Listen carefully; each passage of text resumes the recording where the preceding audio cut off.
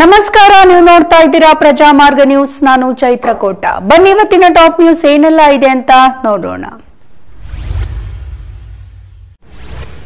ಮುಡಾ ಹಗರಣದಲ್ಲಿ ರಾಜ್ಯಪಾಲರು ಪ್ರಾಸಿಕ್ಯೂಷನ್ಗೆ ನೀಡಿದ್ದ ಹಿನ್ನೆಲೆಯಲ್ಲಿ ಇಂದು ಮುಖ್ಯಮಂತ್ರಿಗಳು ಹಾಗೆ ಉಪಮುಖ್ಯಮಂತ್ರಿಗಳು ಹೈಕಮಾಂಡ್ ಭೇಟಿ ಮಾಡಲಿದ್ದಾರೆ.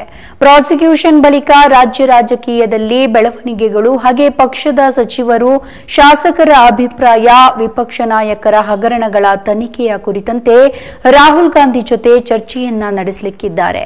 ಇಂದು ಸಂಜೆ 4 ಗಂಟೆಗೆ ಭೇಟಿಗೆ ರಾಹುಲ್ ಗಾಂಧಿ ಅವರು ಅವಕಾಶವನ್ನ ನೀಡಿದ್ದಾರೆ.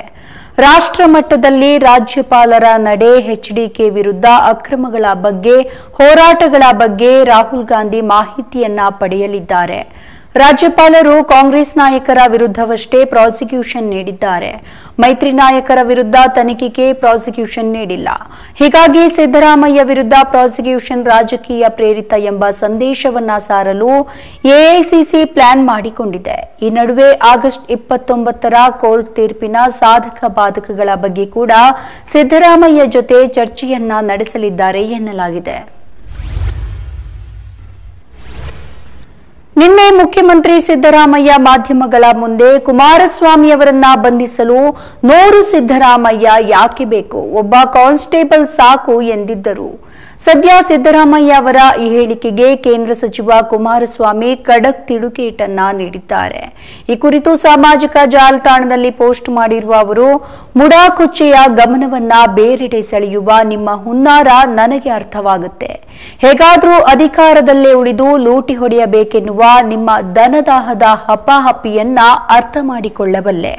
ಕಳ್ಳನ ಜಾಗದಲ್ಲಿ ನಿಂತು ಊರಿಗೆಲ್ಲ ಗೀತೆಯನ್ನ ಬೋಧಿಸುವ ನಿಮ್ಮ ಪ್ರಾರಬ್ಧ ಎಂತ ಕೀಳುಮಟ್ಟಕ್ಕೆ ಇಳಿದಿದೆ ಎನ್ನುವುದು ಅರ್ಥವಾಗಿದೆ. ಎಷ್ಟೇ ಆದರೂ ನೀವು ಸಕಲ ಕಲೆಗಳ ಸಿದ್ಧಕರ್ಮಿ. ಇಂತಹ ಗಲೀಜು ನಿಮಗೆ ಬೆಣ್ಣೆಯಿಂದ ಬಂದ ವಿದ್ಯೆ ಎಂದಿದ್ದಾರೆ.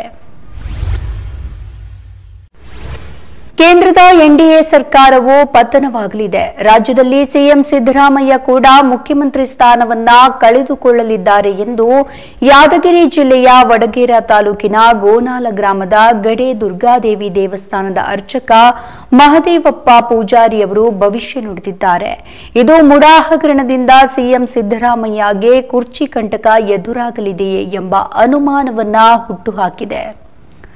ಕೆಪಿಸಿಸಿ ಅಧ್ಯಕ್ಷ, ಉಪಮುಖ್ಯಮಂತ್ರಿ ಹಾಗೆ ಕಾಂಗ್ರೆಸ್ನ ಟ್ರಬಲ್ ಶೂಟರ್ ಎಂದೇ ಖ್ಯಾತಿಯಾದ ಡಿಕೆ ಶಿವಕುಮಾರ್ ಮುಂದಿನ ಮುಖ್ಯಮಂತ್ರಿಯಾಗಲಿದ್ದಾರಾ ಎಂದು ಪೂಜಾರಿ ಭವಿಷ್ಯವನ್ನ ನುಡಿದಿದ್ದಾರೆ.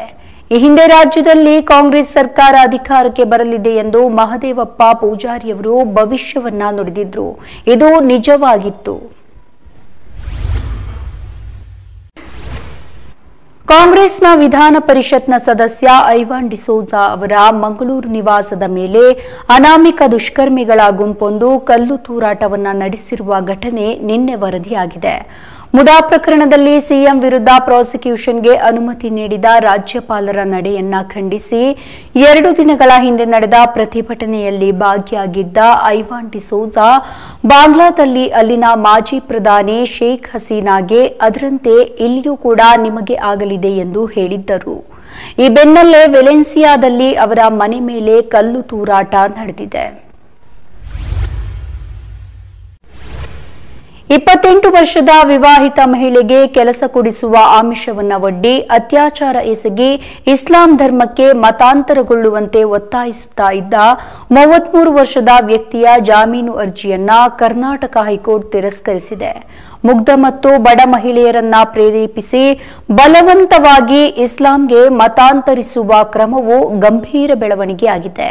ಆದ್ದರಿಂದ ಇಂತಹ ಚಟುವಟಿಕೆಗಳನ್ನು ನಿಯಂತ್ರಿಸಲು ಮತ್ತು ಸಮಾಜದ ಮುಗ್ಧ ಹಾಗೂ ಹಿಂದುಳಿದಂತಹ ಮಹಿಳೆಯರು, ಮಕ್ಕಳನ್ನ ರಕ್ಷಿಸಲು ನ್ಯಾಯಾಲಯಗಳು ಜಾಗೃತವಾಗಿದೆ ಎಂಬ ಸಂದೇಶವನ್ನ ಸಮಾಜಕ್ಕೆ ನೀಡುವುದು ಅಗತ್ಯವಾಗಿದೆ ಎಂದು ನ್ಯಾಯಮೂರ್ತಿ ರಾಜಯ್ಯ ಅಭಿಪ್ರಾಯಪಟ್ಟಿದ್ದಾರೆ.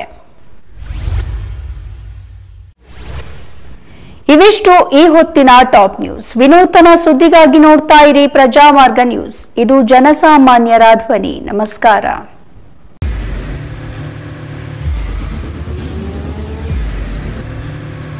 ಪ್ರಜಾಮಾರ್ಗ ನ್ಯೂಸ್, ಇದು ಜನಸಾಮಾನ್ಯರ ಧ್ವನಿ. ನಮಸ್ಕಾರ. ನೀವು ನೋಡ್ತಾ ಇದ್ದೀರಾ ಪ್ರಜಾಮಾರ್ಗ ನ್ಯೂಸ್. ರಾಷ್ಟ್ರದ ರಾಜ್ಯದ ರಾಜಕೀಯದ ಬಗ್ಗೆ ಹೆಚ್ಚಿನ ಸಿನಿಮಾ ಅಪ್ಡೇಟ್ಗಳಿಗಾಗಿ ಫಸ್ಟ್ ಲೈಕ್ ಮಾಡಿ, ಸಬ್ಸ್ಕ್ರೈಬ್ ಆಗಿ, ಹಾಗೆ ಫಾಲೋ ಕೂಡ ಮಾಡಬೇಕು.